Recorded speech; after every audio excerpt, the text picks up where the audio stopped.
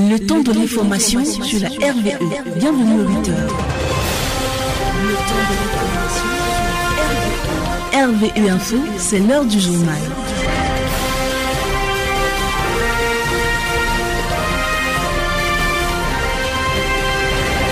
Bienvenue aux 8 heures. Mesdames, bonjour. Monsieur, bonjour. Vous faites bien de vous informer sur la radio Vox Ecclésié, la voix de l'église.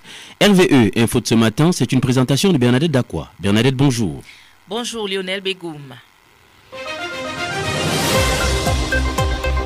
Celui qui a Dieu ne manque de rien. Dieu seul suffit. C'est une pensée profonde de Sainte Thérèse d'Avila.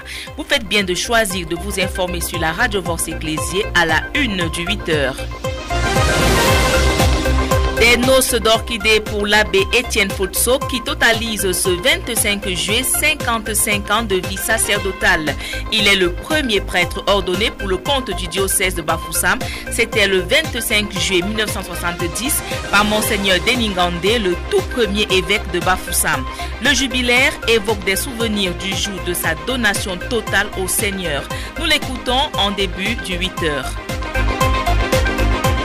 L'Église célèbre chaque 25 juillet Saint Jacques, l'apôtre. Il est fils de Zébédée et frère de Jean l'évangéliste. Saint Jacques fut l'un des 3 témoins de la transfiguration du Seigneur et aussi de son agonie. L'abbé Jean-Hugues Poca, curé de la paroisse Saint-Jacques de Bangan, nous en dit plus sur la vie de Saint Jacques, le premier des apôtres à recevoir la couronne du martyr. Nous l'écoutons dans le 8 heures. Église universelle, la ville de Rome abritera du 28 juillet au 3 août prochain le jubilé des jeunes dans le cadre du jubilé de l'espérance. Considéré comme le moment le plus attendu de l'année sainte, cet événement va rassembler des jeunes de 146 nationalités différentes pour ce pèlerinage sur les tombes des apôtres Pierre et Paul. Évocation dans le 8 heures. Voilà pour les titres.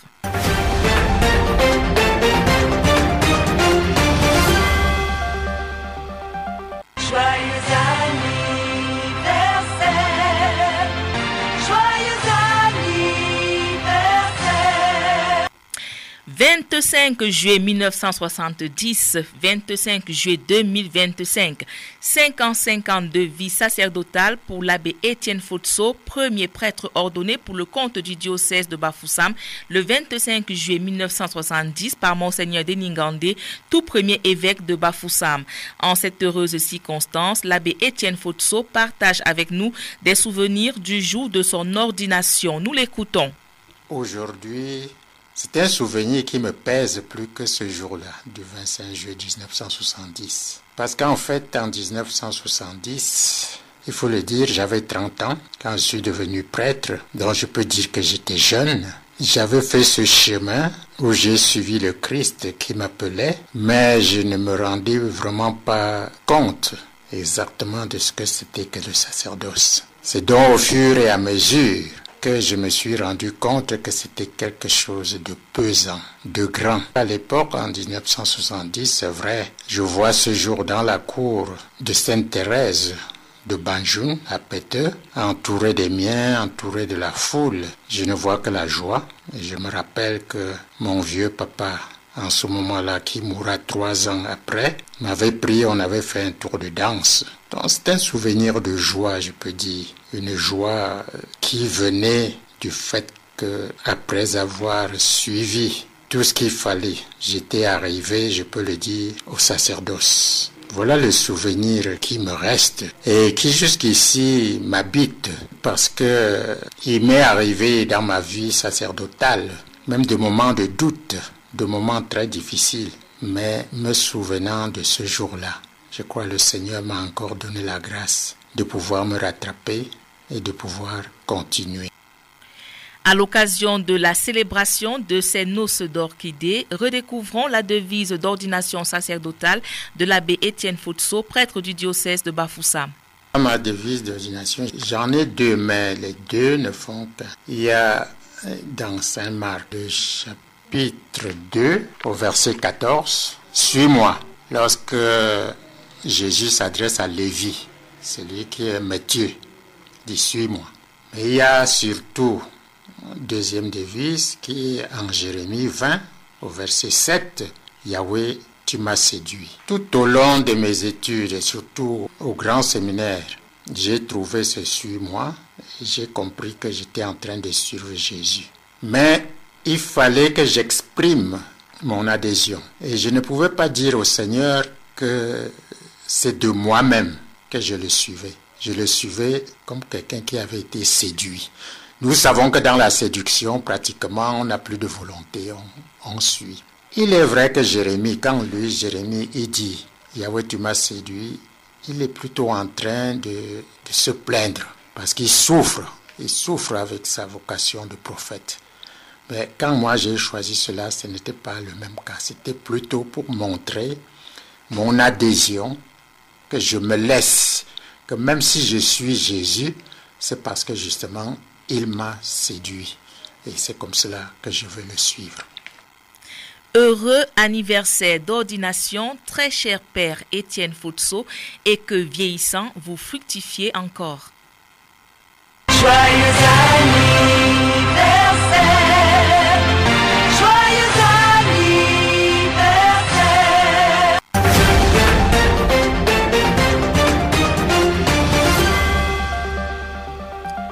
Vous écoutez le 8h sur la radio Vox Ecclésié. L'Église fait mémoire chaque 25 juillet de Saint Jacques l'apôtre.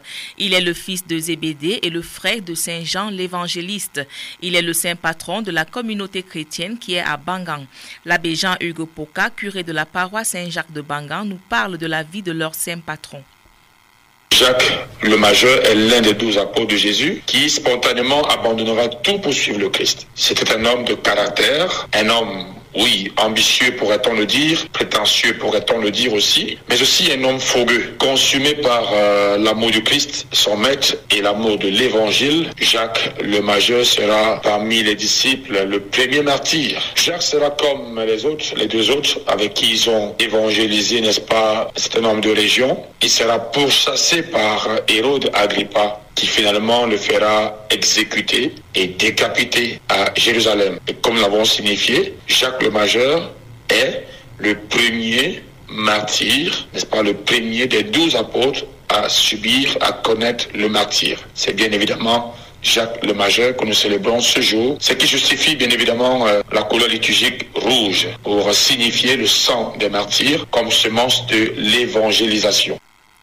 Voyons à présent l'impact de la vie de Saint Jacques l'apôtre sur la communauté chrétienne placée sous sa protection à Bangang. Nous écoutons une fois encore le curé, l'abbé Jean-Hugues Poka.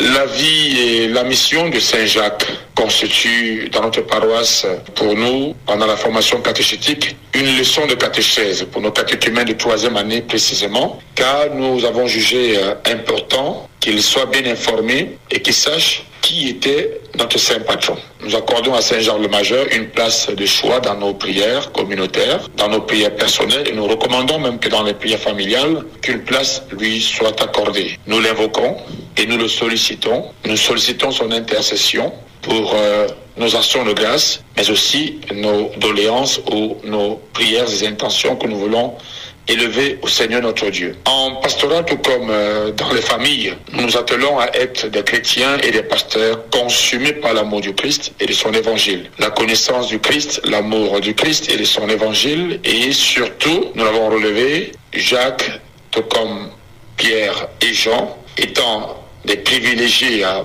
partager les moments forts de Jésus. Alors nous notons aussi que la proximité au Christ, voilà les éléments que nous retenons, notre saint patron, et qui aujourd'hui a de l'impact dans notre vie et même dans la pastorale que nous menons auprès des familles et des différentes communautés et de la population en général. Sans transition, nous ouvrons la page triste du 8h. Hommage au grand catéchiste Marcel Tchaou, le géniteur de Monseigneur Emmanuel Dassiyou-Fang, rappelé à Dieu. Ce serviteur de l'Église sera inhumé ce jour à Battier au cours de la messe pontificale qui sera retransmise à partir de 10h sur la radio Vox Ecclésié. La prière de levée de corps hier à la morgue de l'hôpital régional de Bafoussam, présidée par Monseigneur Paul Lantier-Quenet, a drainé du beau monde, dont les gouverneurs de l'Ouest et du Sud-Ouest. Du beau monde également à l'église Saint-Joseph de Balin pour la messe concélébrée par nos seigneurs Paul Lancier-Kené de Bafoussam, Emmanuel Dassiyou-Fang de Bafia et Damas Zinga Atangana de Kribi. L'abbé Gabriel Kenyetiamou, prédicateur du jour, a présenté les deux faces de la mort, celle humaine qui cause douleur et chagrin et celle qui relève du divin et qui fait dire aux chrétiens que la mort n'est pas la fin de tout. Extrait de cette homélie sélectionnée par René Chouamou. La mort de Papa Marcel nous fait mal, naturellement. Mais nous n'oublions pas que la mort a toujours deux visages. Celui d'une souffrance pour nous qui restons sur la terre. Et cette souffrance est proportionnée au bien qu'a fait la personne qui s'en va, autant aux joies et aux espérances partagées avec elle. Une souffrance qui est proportionnée à l'amour que chacun avait pour lui. Ce visage de la mort est peiné, c'est une perte, une séparation. Oui, Papa Marcel est mort. Et si partir, c'est mourir un peu comme nous le disons dans un chant, mourir, c'est partir beaucoup. Avec sa mort, nous ne verrons plus son visage sur cette terre des vivants. Mais l'autre visage de la mort, c'est celui du mort qui découvre cet instant D, l'instant Dieu, le moment de la grande rencontre. La mort, c'est être libéré du temps chronos, du temps souffrance, du temps vieillissement et entrer dans le temps kairos, le temps de Dieu, le temps de l'amour de Dieu, le temps de l'accomplissement de notre vie devant notre Créateur et notre Sauveur. À présent, cette attitude de Monseigneur Paul Lancier-Kené qui nous confie que le seul secret pour vaincre la mort, c'est l'amour. La mort, pour le chrétien, n'est pas la mort. La mort est la vie. Et donc, du coup, nous pleurons sans pleurer. Puisque nous avons la certitude que pour celui qui croit en Dieu, même s'il meurt, il vivra. Ben, il ne vivra pas simplement. Il vivra si et seulement si il a été témoin de cet amour-là, non? C'est la condition, c'était comme ça, ça serait facile, chacun cherchera à mourir pour voir Dieu.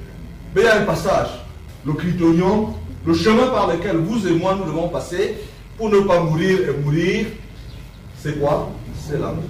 Donc, si nous vivons dans l'amour, alors nous n'avons plus peur de la mort, puisque dans tous les cas, elle va arriver, ce matin ou à midi ou le soir. Notre espérance est en Dieu, et si notre espérance est en Dieu, alors convertissons-nous. Convertissez-vous, mes chers.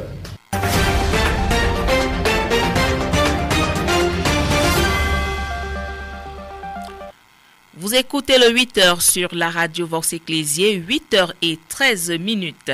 4e édition du pèlerinage diocésain pour la paix au Cameroun et dans le monde. La série de la rédaction En marche vers Oukaha. L'abbé Gabriel Kenyetiamou, responsable de la commission de logistique et du protocole, revient ici sur la raison d'être du pèlerinage diocésain pour la paix. Une explication qui interpelle tous les chrétiens du diocèse de Bafoussam et les invite à se mobiliser pour le rendez-vous du 14 août à Oukaha. En priant pour la paix, nous exprimons notre désir de connaître et d'incarner la puissance de la bonté de Dieu. Nous affirmons notre foi que l'amour et le bien sont plus grands que la peur, la haine et le mal. Cette prière nous rapproche de Dieu et tous nous avons besoin d'être proches de Dieu, car sans lui, nous ne sommes absolument rien. Face à ceux-là qui s'aiment, qui entretiennent et qui vendent la haine, nous avons une arme puissante. C'est la prière. Il s'agit d'une grande force qui est douce, qui est silencieuse, qui est spirituelle, qui est réelle. La prière est la force douce et sainte qui oppose à la force diabolique de la haine, du terrorisme et de la guerre. C'est ce que le pape François déclarait lors d'une prière de l'Angélus. Et la prière, disait-il, est forte, elle est puissante, elle est efficace, même si les résultats escomptés ne sont pas ceux imaginés. Nous nous appuyons quand nous le faisons sur la parole du Seigneur qui a dit « Demandez, on vous donnera, cherchez, vous trouverez, frappez, on vous ouvrira ». Luc chapitre 11, verset 9. Et aussi, si donc vous qui êtes mauvais, vous savez donner beaucoup de bonnes choses à vos enfants, combien plus votre Père qui est aux cieux donnera-t-il de bonnes choses à ceux qui les lui demandent? Matthieu chapitre 7, verset 11. Oui, la prière peut changer les choses quand les êtres humains demeurent impuissants, car seul Dieu peut pénétrer le cœur de l'homme. Nous croyons dans la douce et humble force de la prière, disait le pape François à Assise en septembre 2016. Et tous les chrétiens doivent reprendre ce credo. Nous croyons dans la douce et humble force de la prière. C'est donc cette foi que nous exprimons en nous rendant à Fouca'a pour ce pèlerinage qui est déjà devenu une tradition dans notre cher et beau diocèse.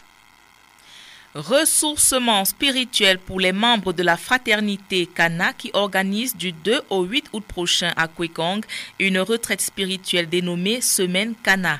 Sur l'importance de cette initiative pour les couples, nous suivons M. Guy Blaise Ndiossi, membre de la fraternité Cana. C'est 6 jours privilégiés à deux pour mieux dialoguer, pour mieux se réconcilier et surtout pour mieux s'aimer. Durant cette semaine Cana, c'est l'occasion aussi d'échanger sur des thèmes tels que le dialogue, le pardon, tendresse, sexualité et beaucoup d'autres thématiques qui sont au centre de la vie du couple. C'est le lieu aussi, avec d'autres couples, de partager les difficultés et les joies de la vie à deux. Parce que le mariage n'est pas toujours bon. Parfois il est bon, parfois il est difficile. Il faut admettre cette vérité. Quelqu'un dirait parfois il est doux d'aimer et tantôt il est dur d'aimer. Mais c'est une réalité de la vie du couple. Alors aussi, on va à la semaine Cana pour recevoir une formation sur la vie conjugale. On va à Cana pour écouter les témoignages d'autres couples, c'est-à-dire l'expérience, écouter ce que d'autres couples ont vécu, des situations difficiles qu'ils ont eues et comment ils ont pu traverser ces situations pour s'en sortir. Il faut aussi dire que la semaine Cana, c'est le lieu pour approfondir le sens de notre vie de couple, approfondir notre engagement à servir Dieu dans notre famille et dans notre couple. Cana aussi, c'est le lieu de découvrir que Dieu agit dans notre vie de couple, de famille et dans tout ce que nous faisons. Cana, c'est comme une semaine de détente en couple et en famille. Sans transition, la page de l'Église universelle, le jubilé des jeunes, moment le plus attendu de l'année sainte. C'est du 28 juillet au 3 août prochain que se dérouleront à Rome le jubilé des jeunes dans le cadre du jubilé de l'espérance. Les événements dédiés aux nouvelles générations ont été présentés mercredi dernier à la presse au Vatican. Des jeunes de 146 nationalités différentes convergeront vers la capitale italienne pour ce pèlerinage sur les tombes des apôtres Pierre et Paul. Lionel Begoum rend cet article de Vatican News. C'est sans doute le moment le plus attendu de toute l'année sainte, le jubilé des jeunes, véritable journée mondiale des jeunes qui réuniront des pèlerins venus des 4 coins du monde. Ces mots sont ceux de Monseigneur Rino Fisichea, pro-préfet du Dicaster pour l'évangélisation et grand organisateur des rendez-vous qui jalonnent toute cette année. Il a détaillé le dispositif mis en place pour accueillir les dizaines de milliers de jeunes. S'ils viennent de 146 pays différents, plus des 2 tiers sont originaires d'Europe.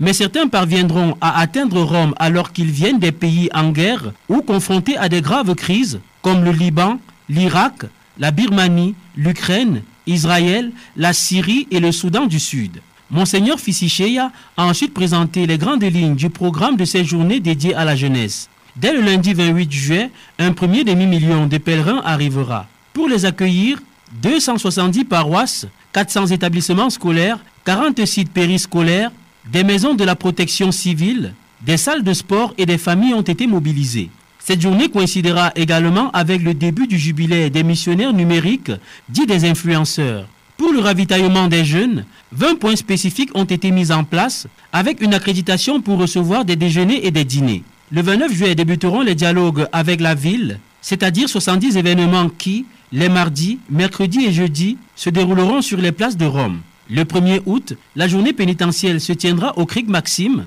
ce site antique de l'antique hippodrome, avec 200 prêtres qui, toutes les 2 heures, se relayeront sur de grandes tentes installées pour créer un espace de respiration compte tenu des températures élevées. Le 2 août, à partir de 9 heures, s'ouvriront les portes du site de Tor Vergata, en périphérie de Rome, et qui avait déjà accueilli les Journées mondiales des jeunes de Rome à l'an 2000. Divers groupes et artistes animeront cet espace jusqu'à 20h30, heure à laquelle commencera la veillée avec le pape Léon XIV. Pour l'occasion, 3 jeunes d'Italie, du Mexique et des États-Unis poseront autant de questions au souverain pontife qui leur répondra dans toutes leurs langues respectives avant la célébration de la messe le dimanche matin. Voilà qui fait l'actualité ce 25 juillet sur la RVE. L'essentiel à retenir en langue anglaise avec Mark Johnson Talwi. Good morning. Priesthood anniversary. Reverend Father Etienne Foto is celebrating 55 years of priesthood. Father Etienne was ordained priest for the account of the Bafoussam Diocese on July 25, 1970 by Monsignor Denis Gandé, first Bishop of Bafoussam. We pray that God pours grace and benedictions upon you, Father Etienne. Today, 25 July, the Church remembers Apostle James.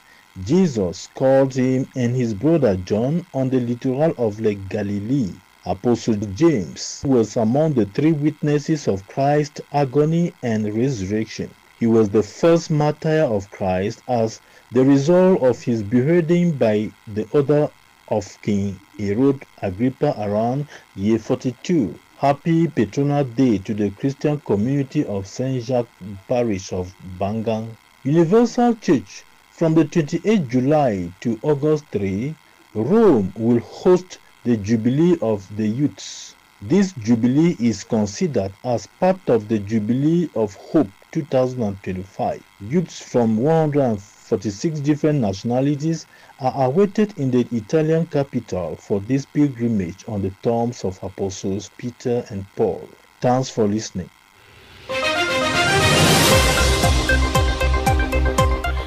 RVE Info, l'édition matinale du 25 juillet a bénéficié du concours technique de Michael Fandom. Merci pour votre aimable écoute. Je suis Bernadette Dakwa. Ce micro de présentation, ne décrochez surtout pas. Le meilleur est à venir sur la radio Vox Ecclésiae, votre fréquence catholique au cœur du diocèse de Bafoussam.